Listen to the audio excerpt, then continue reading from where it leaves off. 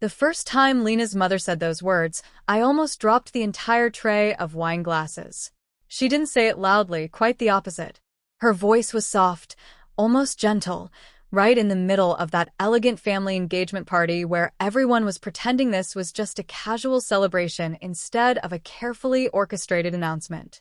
Elaine Whitmore looked at me, smiled like she had just uncovered a secret the entire room had missed, and said, "So, you're the reason my daughter hasn't been dating anyone, huh?"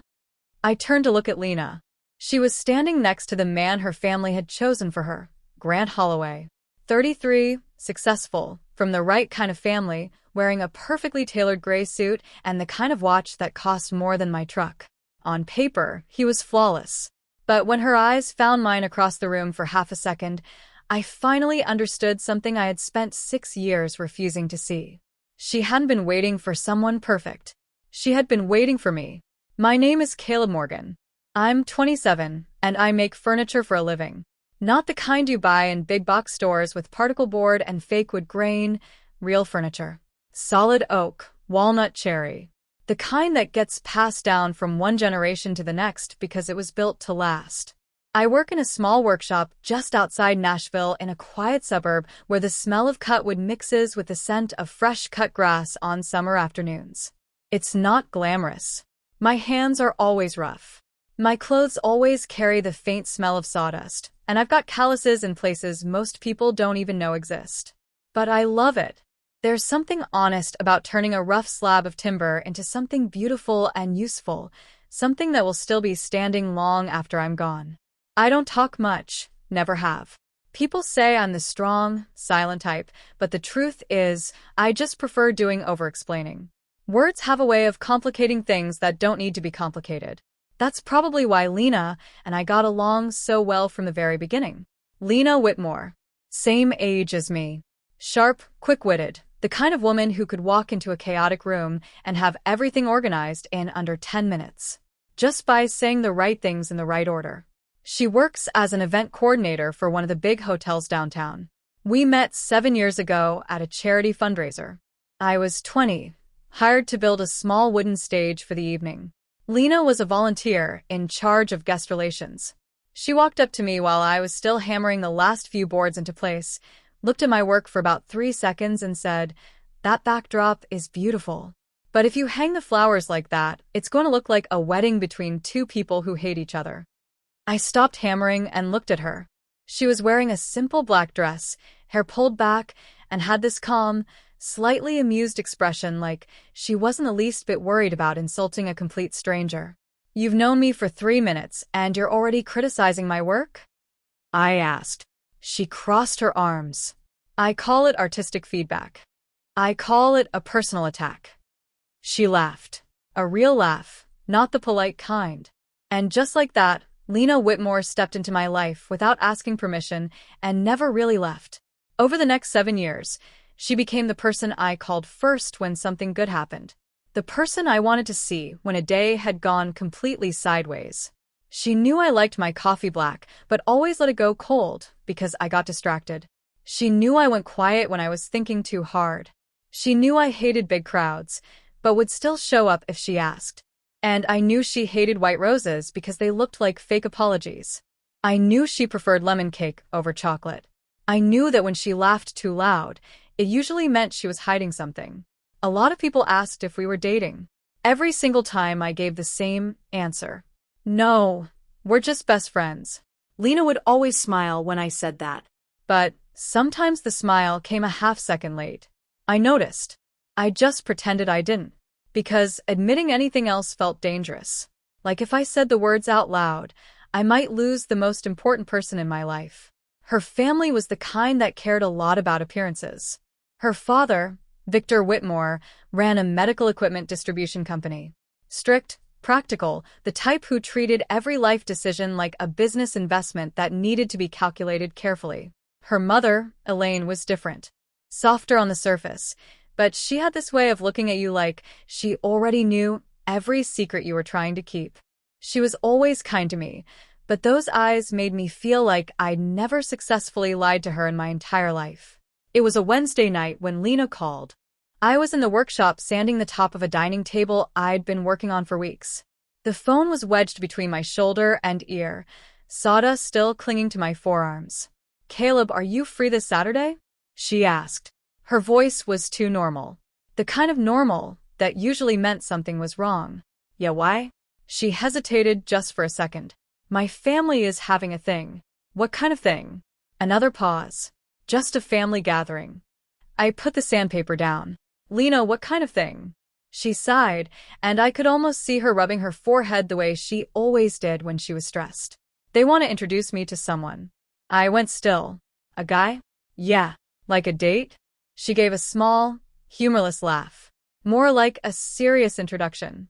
I understood immediately. Her family was setting her up. And not just for a casual date. This was the kind of introduction that came with expectations, the kind that ended with wedding planning and family mergers. "His name is Grant Holloway," she said quietly. 33, son of one of Dad's biggest business partners, successful, polite, has his own company, everything my father thinks is appropriate. I didn't say anything for a long moment. I just stood there in the middle of my workshop surrounded by half-finished furniture and the smell of fresh wood, feeling like the floor had shifted under my feet. "Are you going to go?" I finally asked. "I don't really have a choice.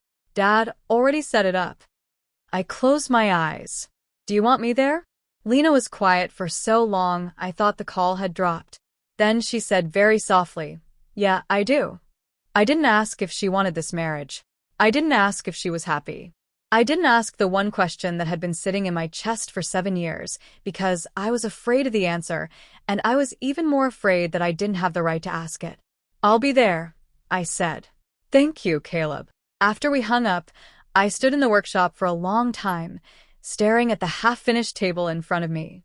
My hands were still covered in sawdust. My chest felt tight in a way I couldn't explain. For 7 years, I had called Lena my best friend.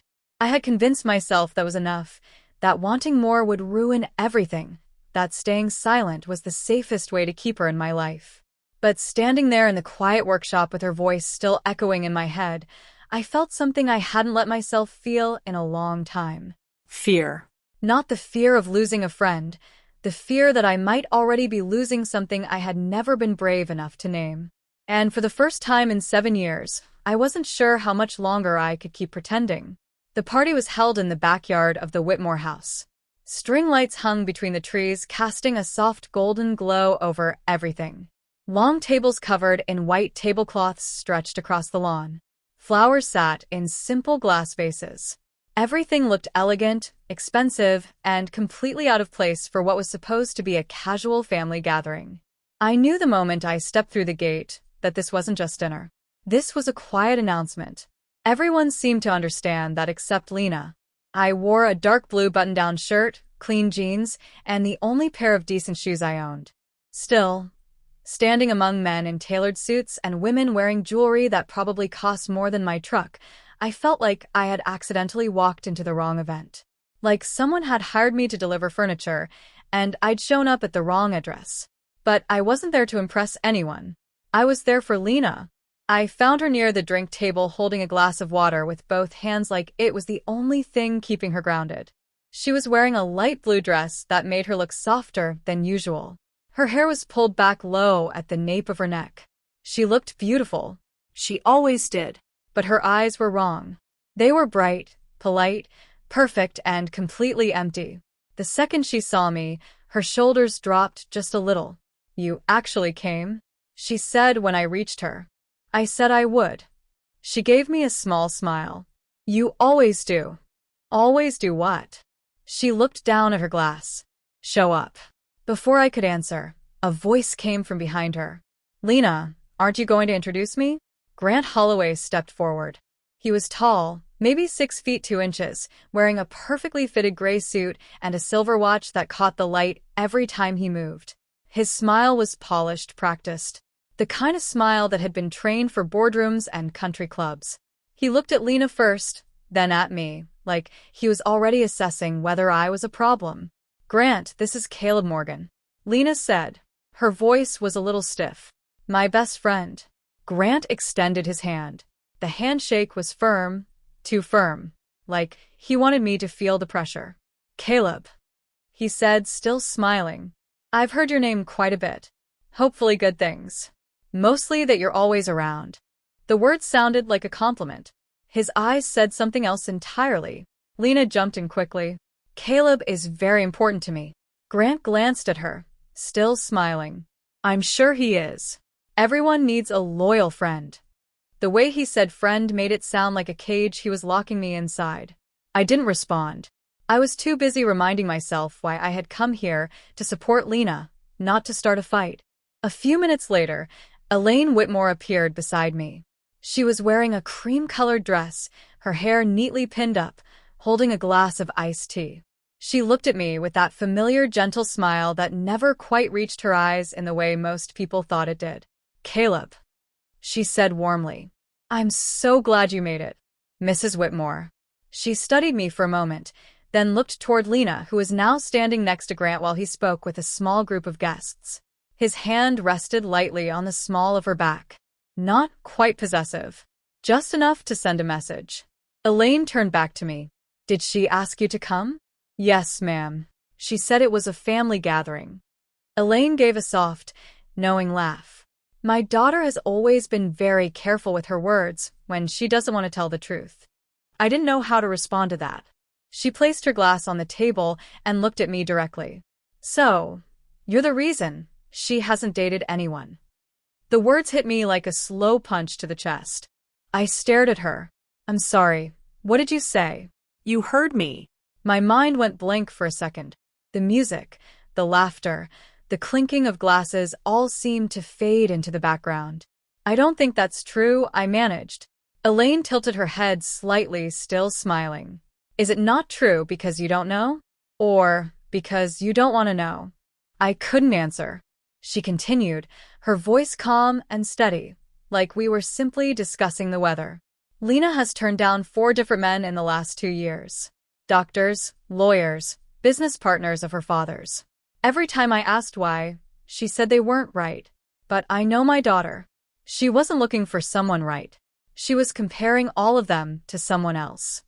My heart started pounding. "Lena and I are just best friends," I said. The words felt thin even as they left my mouth. Elaine's smile didn't change. "That's what people say when they're terrified of losing each other." I stood there unable to speak, because the sentence didn't feel like an accusation. It felt like someone had just handed me a key to a door I had kept locked for 7 years. Elaine glanced across the yard toward her husband, who was deep in conversation with several guests. "Tonight, her father wants clarity," she said quietly. "Grant wants clarity, but Lena," she looked back at me, "Lena has never wanted this." I swallowed hard. "She doesn't want to marry him?" Elaine gave me a long look, the kind that made me feel like a child who had just realized something too late. "She never has." I looked over at Lena again. She was standing beside Grant, smiling at something someone said.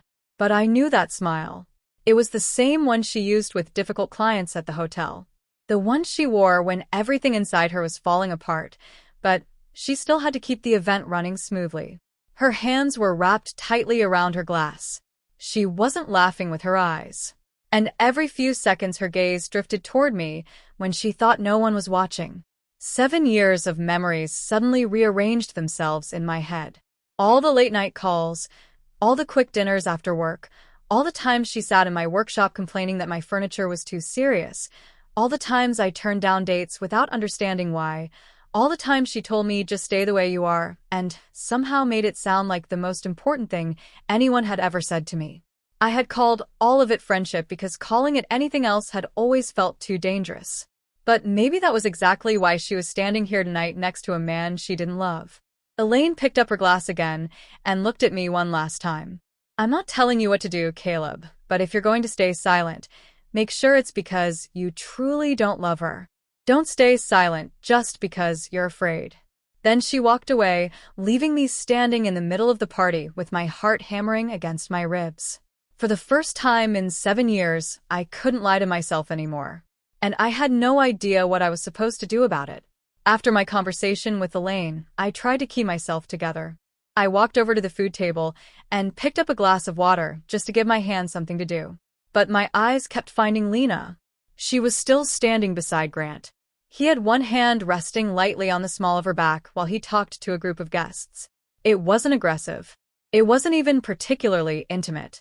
But it was enough to make something sharp twist in my chest. I hated it. Not because Grant was rude. He was actually the opposite. He knew exactly when to smile, when to raise his glass, when to call Victor sir with just the right amount of respect. He complimented Elaine on the party without sounding fake. Everything about him was polished, appropriate, and perfectly calculated. He looked like the correct answer on paper. But Lena wasn't a math problem. A little while later, Victor Whitmore tapped his glass with a spoon. The conversations around the yard slowly died down. I stood at the edge of the crowd. Lena was near her father. Grant stood right beside her. Victor smiled at the guests and began speaking. Thank you all for coming tonight. Our family is very happy to welcome close friends on such a special occasion. Lena looked down at her feet. I saw her fingers tighten around her glass. Victor continued. As many of you know, Lena and Grant have been getting to know each other over the past few months. Our families have also known each other for many years. A few people started clapping lightly. Tonight isn't the official engagement, Victor said, but I hope this marks the beginning of a bright future for these two. The applause grew louder. I looked at Lena.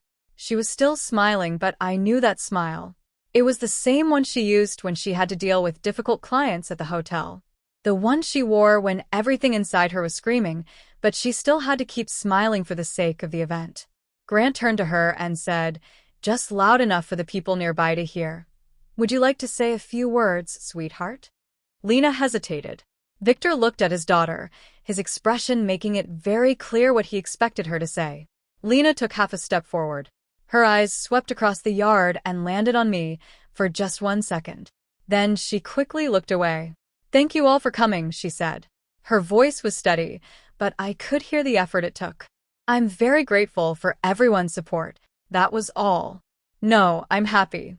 No, I'm looking forward to our future. No, I love Grant. But the crowd still clapped. Because sometimes people only hear what they want to hear. Grant leaned down and whispered something in Lena's ear. I couldn't make out the words, but I saw her expression harden for a brief moment. She gave a tiny nod. Then Grant reached into his jacket pocket and pulled out a small velvet box. My stomach dropped. Victor looked surprised, but didn't stop him. Grant opened the box. Inside was a ring. A few people gasped. Grant turned to Lena, his voice clear and confident. Lena, I know tonight isn't the official engagement, but with both families here, I don't see any reason to wait for what's right. Lena stood frozen. Grant slowly lowered himself to one knee. The entire backyard went completely silent. I could hear my own heartbeat pounding in my ears. Grant looked up at her and asked, Lena Whitmore, will you marry me? Lena didn't answer. 1 second. 2 seconds. 3 seconds. The silence stretched uncomfortably. People began whispering. Victor's face tightened. He stared at his daughter. Elaine stood on the other side of the yard. She wasn't looking at Grant. She was looking at me. Like she was asking, how long are you going to just stand there? I looked at Lena. She was still standing in front of Grant, but her eyes had turned red. She wasn't crying yet, but I could see how hard she was fighting to keep the tears back. I knew her. I knew her well enough to understand that her silence wasn't because she was overwhelmed with emotion. It was a silent cry for help she couldn't voice. Grant was still kneeling, but his smile was starting to crack. He lowered his voice, but I could still hear him clearly. Lena, don't make this awkward for everyone. That sentence was what finally made me move. I took 1 step forward, then another. I wasn't thinking anymore. My body had decided before my brain could catch up. Lena saw me coming. Her eyes widened. Victor frowned. Caleb, what are you doing? I stopped a few feet away from them. Every single person in the yard had turned to look at me. I'm sorry for interrupting, I said to Victor. Then I looked directly at Lena. But if she has to answer a question in front of everyone tonight, she should at least hear the truth first. Grant stood up slowly. His voice turned cold. I don't think this concerns you. Maybe you're right, I said, still looking at Lena. But if I stay silent any longer, I'll regret it for the rest of my life. Lena stood completely still. I could see tears shining in her eyes, but she refused to let them fall. And in that moment, I knew I couldn't hide behind the word best friend anymore. Not for one more second. The entire backyard went silent. I could hear the wind moving through the string lights above us. Everything else had stopped. I looked at Lena, not at Victor, not at Grant, not at the crowd, only at her. "Lena," I said, my voice steady even though my heart was hammering. "I've been telling myself for years that we were just best friends." The words came out quieter than I expected, but clear enough for everyone to hear. I said it to other people. I said it to you. And I said it to myself because I was terrified that if I admitted I wanted more, I would lose you. Lena's hand flew up to cover her mouth. Grant stared at me like I had just ruined $1 million deal. Victor's voice was ice cold. "Caleb, this is not the time." Elaine turned to her husband. Her voice was calm, but firm. "Victor, let him speak." Victor looked at his wife. Elaine didn't back down. "For the first time tonight," she said, "someone is saying what my daughter actually needs to hear." Victor fell silent. I took a slow breath and continued, still looking only at Lena. "I didn't plan to say this here. I didn't want to turn your night into a scene. But watching you stand there, being asked to say yes to a future you never chose, I realized that if I stay silent any longer, I'm not your best friend anymore." Lena's eyes filled with tears. This time, she couldn't stop them. I took one more step closer, keeping just enough distance between us. "I don't even know exactly when I fell in love with you," I said. My voice cracked slightly. Maybe there was never one single moment. Maybe it was buried in all the small things I kept calling habits. I looked at her, feeling everything I had buried for 7 years rising to the surface.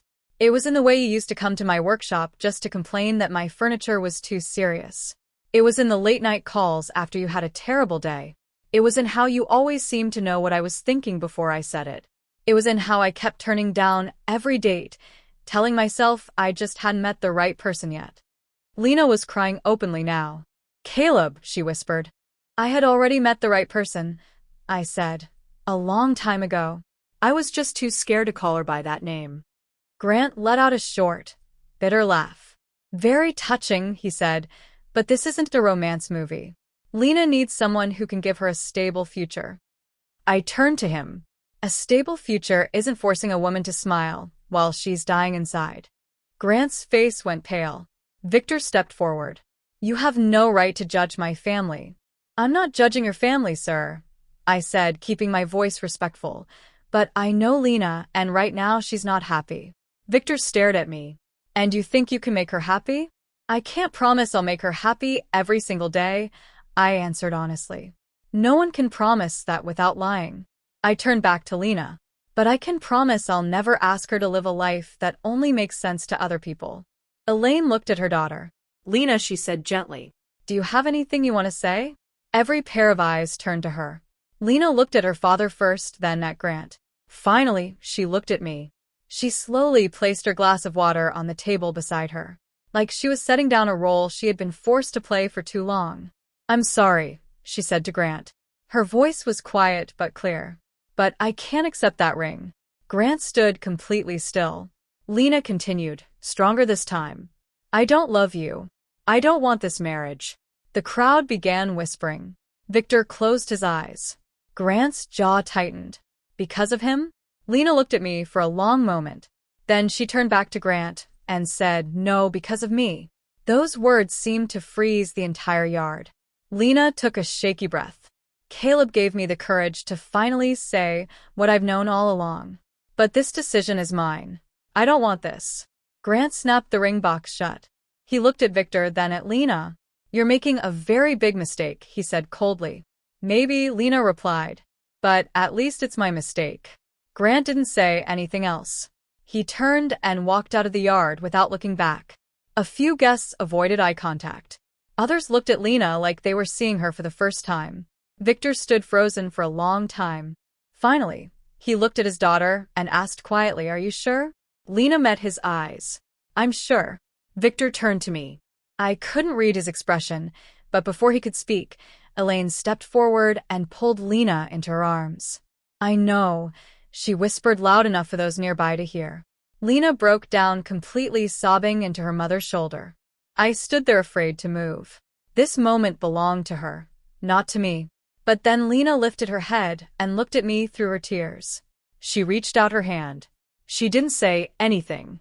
She just held it out. I walked toward her. I took her hand. And for the first time in 7 years, I wasn't holding her hand like a best friend. I was holding it like a man who had finally chosen her in front of the entire world she came from.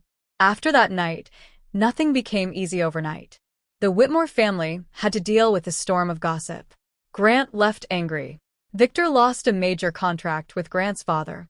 Some relatives called Lena impulsive. Others said I had ruined a perfectly good match. But Lena never apologized for saying no. She only apologized to her mother for letting things drag on until they exploded in the middle of the party. Elaine had simply taken her daughter's hands and said, "You didn't ruin the party, sweetheart. You just stopped ruining your own life." Lena held on to those words for a long time. Victor needed more time. He was a man who measured everything in returns and risks. And I had just become the biggest risk he'd ever taken with his only daughter. But he never asked Lena to take back her decision. That alone told me more about him than anything else. Lena and I started dating after that. It sounds strange to say started because we had already been in each other's lives for 7 years. But this was different. We moved slowly on purpose. No rushed engagement. No grand declarations to prove anything to anyone. We just let it grow from the friendship we had spent years building. She still teased me when I got too serious. I still drove her around to pick out event decorations, even though I didn't understand why candles needed mood. She still came to the workshop, sat on unfinished tables, and told me the smell of sawdust made her feel calm. One evening a few months later, she was sitting on the edge of my workbench while I attached legs to a dining table. Out of nowhere, she said, "I waited a long time for you to figure it out." I set the drill down. "Were you mad at me?" She thought about it. "Sometimes." I nodded. I deserved that. Lena looked at me for a long moment. But I was scared, too. I was afraid if I said something first, you would choose the safe version of us. And I didn't want to be the person who ruined the only thing I was sure about. I walked over and stood between her knees. I was just as scared. She gave a small, sad smile. "We're idiots." "Yeah," I said, "complete idiots." She laughed softly. Then I took her hands. "But I don't want to be an idiot anymore," I told her.